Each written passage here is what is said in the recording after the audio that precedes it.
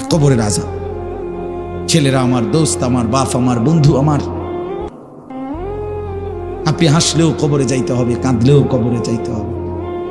রাজপ্রাসাদের ওই অট্টালিকাতে যে থাকে সেও একদিন মরে যাবে, জীর্ণ কুঠিরে যে থাকে সেও মরে যাবে। জীবনে যে কোনোদিন সুখ দেখে নাই দুঃখের সাগরে, তারও মৃত্যু হবে। জীবনে যে কোনোদিন দুঃখ দেখে নাই সুখের সাগরে ভাসছিল, তারও মৃত্যু হবে, সেও মরে যাবে। কবর নিশ্চিত, কবর নিশ্চিত। মিন ওয়ারাইহিম বারযাখুন ইলা ইয়াউমি ইউবআসুন। আল্লাহ তাআলা মৃত ব্যক্তিকে বলবে, বান্দা, কোরআন শরীফের আয়াত, এখন থেকে নিয়ে ইসরাফিলের ফুঁতে হাসরের ময়দানে উঠানো পর্যন্ত বারযাখ মানে কবরের জীবনে পড়ে থাকো। ভেবে দেখেন, ভেবে দেখেন, শুধু 1 মিনিট। আমিও ভাবি, আপনিও ভাবেন। হাদিসের মধ্যে আছে, মা বাইনান নাফখাতাইন 40। ইসরাফিল প্রথম ফু দিলে জমিনের সবকিছু মাটির নিচে চলে যাবে। দ্বিতীয় ফু দিলে মাটির নিচ থেকে আবার সবাই উঠে হাসরের ময়দানে দাঁড়াবে। তো নবীজি সাল্লাল্লাহু আলাইহি সাল্লাম বলছে, এই 2 ফুঁয়ের মাঝখানে ব্যবধান হবে 40। তো মুহাদ্দিসিনে কেরাম, ওলামায়ে কেরাম বলেন, কেউ কেউ এই 2 ফুঁয়ের মাঝখানে ব্যবধান হতে পারে 40,000 বছর। তাহলে ধরে নেন, সর্বশেষ যেই লোকটা কবরে গেছে, যদি তার কবরে আযাব হয়, তাহলে তার কবরের আযাব ভোগ করতে হবে 40,000 বছর। এবার বলেন তো, এখন যারা মরতেছে, এবার বলেন তো রাসূলুল্লাহ সাল্লাল্লাহু আলাইহি সাল্লামের জমানায় যারা মারা গেছে, এবার আরো পিছনে যান, ইব্রাহিম আলাইহিস সালামের জমানায় যারা মারা গেছে, এবার আরো পিছনে যান, নূহ আলাইহিস সালামের জমানায় যেই অবিশ্বাসী বেঈমানগুলো মারা গেছে, তারা আজকে কত বছর যাবত কবরে আযাব ভোগ করতেছে। বুঝছেননি আমার কথাটা? হ্যাঁ, কোরআন শরীফে আছে, ওমান আ'রাযা আন যিকরি ফাইন্না লাহু মাঈশাতান যানকা ওয়া নাহশুরুহু ইয়াওমাল কিয়ামাতি আ'মা। আল্লাহ বলেন, আমার স্মরণ থেকে যে মুখ ফিরায় নিল, আমার বন্দিগি, আমার ইবাদত, আমার হুকুম পালন, আমি তার জীবন করে দেব সংকীর্ণ, এবং তার হাসরের ময়দানে উঠাবো অন্ধ। এই জীবন সংকীর্ণ করার একাধিক তাফসির, এর মধ্যে একটা তাফসির হলো এইটা, যে আল্লাহ জীবন সংকীর্ণ করে দিবে মানে তার কবরের মধ্যে তার কবরটাকে একেবারে সংকীর্ণ করে দিবে। আল্লাহ রসুল বলছে, নাফরমানের কবর রাইখা যখন ফেরেশতা চলে যাবে, কবর ডান পাশের মাটি তারে একটা চাপ দিবে বাম দিকে, বাম দিকের মাটি এক ডান দিকে। আল্লাহর কসম, ডান পাশের হাড্ডি পাঁজর ভাঙ্গা ডান দিকে বাম দিকে চলে যাবে, বাম দিকের হাড্ডি পাঁজর ভাঙ্গা। রাসূলুল্লাহ সাল্লাল্লাহু আলাইহি ওয়াসাল্লাম বলছে, বন্ধু দেখেন, হাত্তা তাখতালিফা আদলাউহু, এই 2 আঙ্গুল যেভাবে এভাবে একটার ভিতরে ঢুকে গেছে, খোদার কসম, ডান পাশের হাড্ডি পাঁজর, বাম পাশের হাড্ডি পাঁজর এইভাবে একটার ভিতরে ঢুকে যায়। এইটার অর্থ এটা। হ্যাঁ, রাসূলুল্লাহ সাল্লাল্লাহু আলাইহি সাল্লাম একদিন হযরত বারা ইবনে আযিব রাদিয়াল্লাহু তাআলা আনহু থেকে বর্ণিত, নবীজি একদিন এক সাহাবীর জানাজা পড়তে গেছেন। জানাজা পড়তে গিয়ে খালি কবরের সামনে কিছুক্ষণ দাঁড়াইছেন, তখনও ওনারে কবরে রাখে নাই, জানাজাও পড়ায় নাই। নবীজি আগে গিয়া কবরটার সামনে দাঁড়াইছে। হযরত বারা ইবনে আযিব বলেন, আমরা নবীজির সাথে ছিলাম। আল্লাহর নবী সাল্লাল্লাহু আলাইহি সাল্লাম কবরের খালি এই কবরে দেখা অঝরে কাঁদতে শুরু করছে। আমরা সবাই সাহাবীরা নবীজির সাথে কাঁদতে শুরু করলাম। অনেকক্ষণ কাইদা নবীজি চোখের পানি মুইছা আজীব কথা বলছে নবী। রাসূলুল্লাহ সাল্লাল্লাহু আলাইহি সাল্লাম সাহাবীদেরকে লক্ষ্য করে বলছে, ইয়া ইখওয়ানি লিমিসলি হাদা ফাআইদ্দু, আমার বন্ধুরা, আমার সাথীরা, এই কবরে যাওয়ার জন্য তোমরাও রেডি হও। ফাআইদ্দু, তোমরাও প্রস্তুতি নাও, অচিরেই তুমি আমি সবাই এই কবরেই পৌঁছে যাইতে হবে। রাসূলুল্লাহ সাল্লাল্লাহু আলাইহি সাল্লাম বলছে, প্রিয় বন্ধু আমার, জওয়ান সাথী আমার, সামান্য এই কয়েকটা দিনের জওয়ানি নষ্ট না করা, নষ্ট না করা, কোনোভাবেই নষ্ট না করা। তো এই জন্য বললাম, এই সূরা মুলক এটা আল্লাহ তাআলা অত্যন্ত ফজিলতপূর্ণ একটি সূরা। রাসূলুল্লাহ সাল্লাল্লাহু আলাইহি সাল্লাম বলছেন এটা কবরের আযাব থেকে রক্ষা করবে। এই সূরা নিয়মিত তাফসীরের মধ্যে আমি নিজে পড়ছি, তাফসীরে কুরতুবিতে আছে। আল্লাহর নবী সাল্লাল্লাহু আলাইহি সাল্লাম বলেন লাওয়াদিত্তু, নবীজি বলেন আমার দিলের আশা, আমার দিলের তামান্না, আমার উম্মতের প্রতিটা মুমিন তার কলিজার ভিতরে, তার জবানে এই সূরা মুলক থাকুক, সূরা মুলক থাকুক। অর্থাৎ রাসূলুল্লাহ সাল্লাল্লাহু আলাইহি সাল্লাম বলতেন আমার প্রতিটা মুমিন বান্দা উম্মত যেন এই সূরা মুলক তেলাওয়াত করে, যেন কবরের আযাব থেকে রক্ষা পায়। নবীজি 5 ওয়াক্ত নামাজের পরে, আল্লাহর কসম ভাই এখানে অনেক ওলামায়ে কেরাম আছে, আপনি জিজ্ঞাসা করুন, নবীজি 5 ওয়াক্ত নামাজের পরে, সরদার দু আলম নবীর তো কোনো গুনাহ নাই, তিনি নিষ্পাপ, তিনি তো জান্নাত উদ্বোধন করবেন।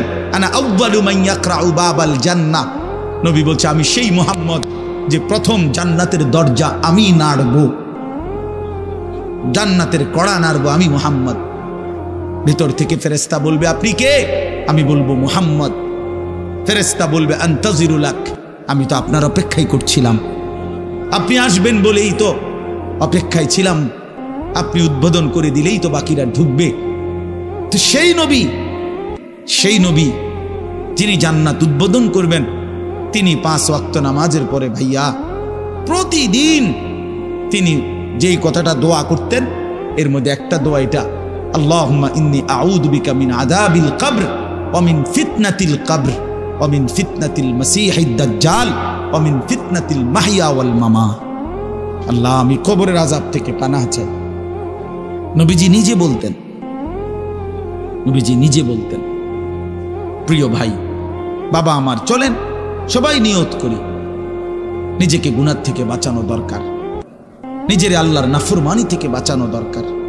আল্লাহ তাআলা বলেন ইন্নাল্লাযীনা ইয়াখশাউনা রাব্বাহুম বিল গায়ব, আমি আল্লাহকে না দেখে, আমার কথাগুলো আখিরাত সম্পর্কিত, এগুলোকে না দেখে যারা আমি আল্লাহকে ভয় করে, আখিরাতকে ভয় করে, জাহান্নামকে ভয় করে, কবরকে ভয় করে, আল্লাহ বলেন তাফসীরের মধ্যে লিখছে ভয় করে মানে হলো গুনাহ বর্জন করে। কোন ব্যক্তি আল্লাহকে ভয় করে, খোদার কসম এই কথার অর্থ হলো গুনাহ ছেড়ে দেয়।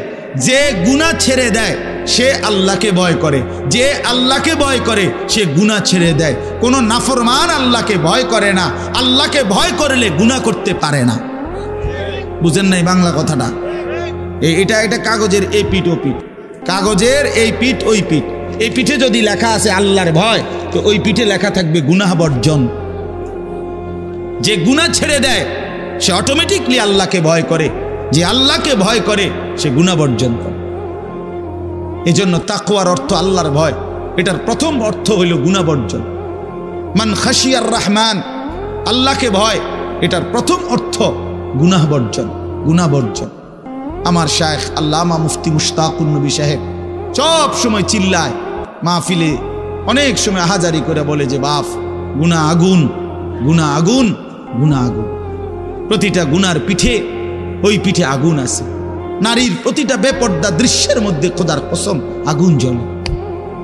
ওই সিনেমার নর্তকীর শরীরে আগুন জ্বলে, ওই নায়িকার শরীরে আগুন জ্বলে, মোবাইলের ওই অস্থির ছবির মধ্যে আগুন জ্বলে, মদের আড্ডায় আগুন জ্বলে, জুয়ার আড্ডায় আগুন জ্বলে, সুদের টাকায় আগুন জ্বলে, ঘুষের টাকায় আগুন জ্বলে, বেপর্দা নারীর শরীরে আগুন জ্বলে। ওইটা রূপ না, ওইটা আগুন, ওইটা জাহান্নাম, ওইটা জাহান্নাম। আল্লাহ তাআলা বলেন ইন্নাল্লাযীনা ইয়াখশাউনা রাব্বাহুম বিল গায়ব, আল্লাহ তাআলা বলেন আমার যে বান্দারা আমার আখিরাত, আমার জাহান্নাম, আমার পরকাল, আমার কবর, এই কথাগুলোকে ভয় করে, আমি আল্লাহকে ভয় করে, না দেখে আল্লাহ বলেন আমি ওয়াদা দিলাম লাহুম মাগফিরাতুম ওয়া আজরুন কাবীর, আমি তাদের পেছনের সব গুনাহ মাফ করে দেব, আর আমার সবচেয়ে বড় পুরস্কার জান্নাত দিয়ে দেব। এরপরে আল্লাহ বলেন ওয়া আসিররু কাওলাকুম আবিজহারু বিহি ইন্নাহু আলিমুম বিজাতিস সুদূর। মানুষের তিনটা অবস্থা কথার ক্ষেত্রে, মানুষ তার অভিব্যক্তির ক্ষেত্রে তিনটা অবস্থা হয়।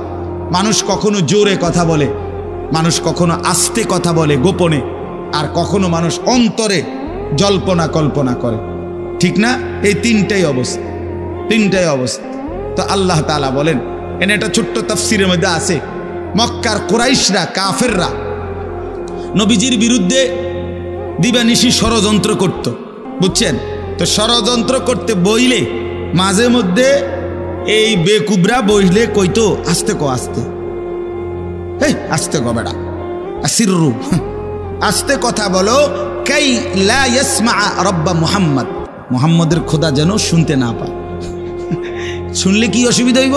হেরাই বলতো শুনলে জিবরাইলের কাছে কইয়ে দিব, হে আবার মুহাম্মদের কাছে এসে করব, একবারে ফেঁসে করব। হ্যাঁ, তাফসীরের মধ্যে আছে। আল্লাহ তাআলা বলেন, হায় হায় রে বেওকুফ, কি বললি, কি ভাবলি, আল্লাহরেই চিনলি না, আল্লাহকেই চিনলি। হ্যাঁ, অনেক নওজোয়ান বেচারা ইয়ারফোন লাগাইলে মনে করে কেউ শোনে না, ইয়ারফোন লাগাইলেছে আর কি, বুঝেন না? কানের মধ্যে দুইটা বল্টু লাগাইছে, খালাস, আর তো দুনিয়ার কেউ শুনে না।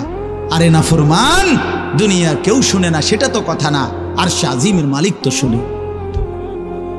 ওয়া আসিররু কাওলাকুম আবি জাহারু বিহি, রব্বুল আলামিন বলেন, তোমরা যদি আস্তে কথা বলো, আবি জাহারু বিহি, যদি জোরেও কথা বলো, ইন্নাহু আলিমুম বিদাতিস সুদূর, আল্লাহ বলে শুধু এই দুইটা না বান্দা, আস্তে বলো, জোরে বলো, অথবা অন্তরের ভিতরে যা লুকায়িত করো, আমি আল্লাহ সবটাই পুরাপুরি জানি। এরপরে শেষ অসাধারণ একটা যুক্তি আল্লাহ দেখাইছে, এই শেষ কথা আমার, আলা ইয়ালামু মান খালাক, আজীব কথা। আল্লাহ বলে, আচ্ছা বান্দা, তোমার আমি একটা কথা জিজ্ঞাই, তুমি আমার কথাটার উত্তর দাও।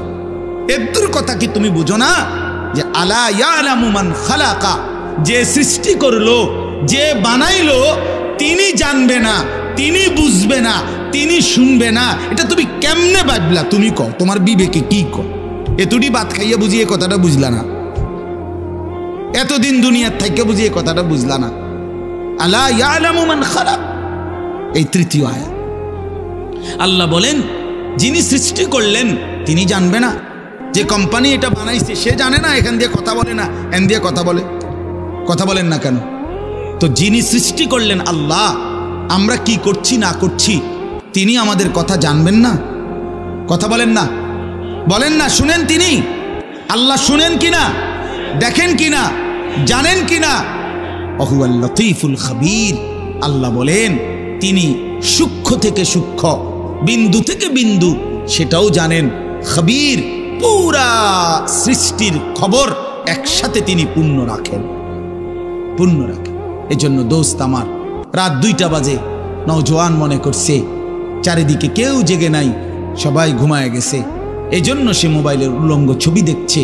আল্লাহ ডাক দিয়া বলে, আনিস আমি আছি। মালিক ডাক দিয়া বলে, আলাম ইয়ালাম বিআন্নাল্লাহা ইয়ারা, তুমি কি এই ভেবেছো তুমি জানো না বান্দা, আমি যে সারাক্ষণ তোমাকে দেখি। আল্লাহ তাআলা রাতেও দেখে, দিনেও দেখে, একাকীও দেখে, প্রকাশ্যও দেখে, অন্ধকারেও দেখে, আলোতেও দেখে। 7 আসমানের উপরে কোনো ফেরেশতা হাঁটলেও মালিক দেখে, 7 তবক জমিনের নিচে কোনো পিঁপড়া হাঁটলেও মালিক দেখে। আটলান্টিক মহাসাগরের যে প্রাণী গভীর তলদেশে, আল্লাহ তাকেও দেখে। হিমালয়ের সুউচ্চ চূড়ায় যে প্রাণী, আল্লাহ তাকেও দেখে। ওয়ায়ালামু মা ফিল বাররি ওয়াল বাহর, জলে স্থলে যা আছে আল্লাহ বলেন সব তিনি জানেন। ওয়ামা তাসকুতু মিন ওয়ারাকাতিন ইল্লা ইয়ালামুহা, একটা গাছের পাতাও যদি পড়ে আল্লাহ বলেন আমি তাও জানি। ওয়ালা হাব্বাতিন ফি যুলুমাতিল আরদ, মাটির তলদেশে যেই চারা দানা বীজ তোমরা রোপণ করছো, বপন করছো, আল্লাহ বলে কোন দানা কোন চারা আমি তাও জানি। ওয়ালা রতবিন ওয়ালা ইয়াবিসিন, শুকনায় কি আছে ভিজাতে কি আছে আমি সব জানি। ইল্লা ফি কিতাবিম মুবিন, ওহ মালিক বলে শুধু জানি না রে বান্দা, বরং আমি সব কিছু আমার তাকদীরে লৌহে মাহফুজের মধ্যে স্পষ্ট করে লিখে রেখেছি। অতএব বাপ আমার, বন্ধু আমার, দয়া করে মেহেরবানি করে এই মাহফিলগুলো আসলে আপনাদের কাছে কোনো 23 বছরের পুরা ইসলাম বুঝানো, একদিনে 1 ঘন্টা এটা না, অর্থ হলো বিবেকটা জাগানো, অনুভূতিটা একটু জাগানো, ঠিক না? একটু যেন মানসিকতাটা বাড়ে, একটু মানসিকতাটা যেন পারে। দুনিয়া ভুলেন, আখেরাত ফিকির করে, আখেরাতের ফিকির করে, আখেরাতের ফিকির করে। যুবক ভাই নিজের ক্ষতি করেন না, নওজোয়ান ভাই নিজের ক্ষতি করেন। আল্লাহর ওয়াস্তে ভাইয়া, চরিত্রহীনতার এই জিন্দেগি সুখ দেয় না। কোনো পাপী সুখে নাই, কোনো হারামখোর, কোনো মদখোর, কোনো গাঁজাখোর, ফুট্টাখোর, বাবাখোর, ডাইলখোর, ইয়াবাখোর, একটাও নাফরমান সুখে নাই, সুখে নাই। কোন বেপরদা নারী সুখে নাই। আমি চ্যালেঞ্জ করলাম, কোন হারামখোর, সুদখোর, গাঁজাখোর একটাও সুখে নাই, একটাও সুখে নাই, একটাও সুখে নাই। কোন নাফরমান সুখে থাকে না বন্ধু। সেজদাতে সুখ আছে, আল্লাহকে ডাকলে সুখ আছে, আল্লাহকে ডাকলে সুখ আছে, মালিকের সেজদায় সুখ আছে। এজন্য চলেন ইনশাআল্লাহ নিয়ত করি, আল্লাহকে ডাকবো ইনশাআল্লাহ।